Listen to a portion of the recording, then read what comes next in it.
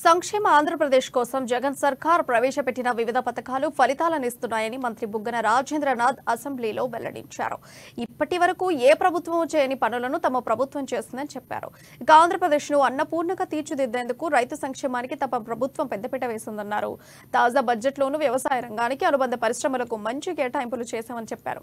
ఇక రాష్ట్రంలోని రైతులకు అండగా నిలిచేందుకు వైఎస్ఆర్ రైతు భరోసా, పీఎం కిసాన్ పథకాలకు 33.3 వేల కోట్లు కేటాయించినట్లు మంత్రి బుగ్గన తెలిపారు. విద్యార్థులు మరింత ప్రతిభావంతులయ్యారు.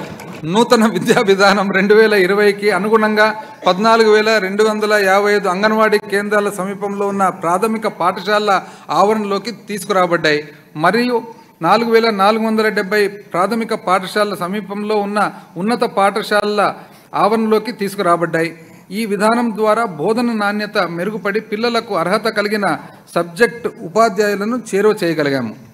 మా ప్రభుత్వం జగనన్న విద్యా కానుక ద్వారా ఏటా దాదాపు 47 లక్షల మంది పిల్లలకు ప్రయోజనం చేకూర్చే విధంగా 3,367 కోట్ల రూపాయల ఖర్చుతో యూనిఫామ్లు, బ్యాగులు, బూట్లు, పాఠ్య పుస్తకాలు మొదలైన వాటితో కూడిన పాఠశాల కిట్లను అందించింది.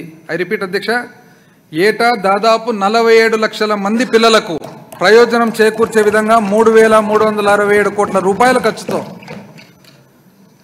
55,607 అంగన్వాడీ కేంద్రాలకు యాక్టివిటీ ఆధారిత అభ్యాసానికి సంబంధించిన 26 అంశాలతో కూడిన ప్రీ